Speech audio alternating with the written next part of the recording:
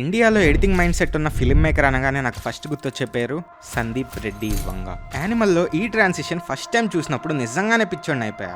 ఇక థియేటర్లో వాళ్ళకి ఇది ఎంత హై ఇచ్చి ఉంటుందో చెప్పాల్సిన పని లేదు. అంతలా ఇంపాక్ట్ క్రియేట్ చేయడానికి ఎడిటింగ్ పరంగా మెయిన్ రీజన్ ఒకటే, contrast. But as a video ఎడిటర్గా ఇది తెలుసుకోవడం ఎందుకు ఇంపార్టెంట్? అసలు కాంట్రాస్ట్ అంటే ఏంటి?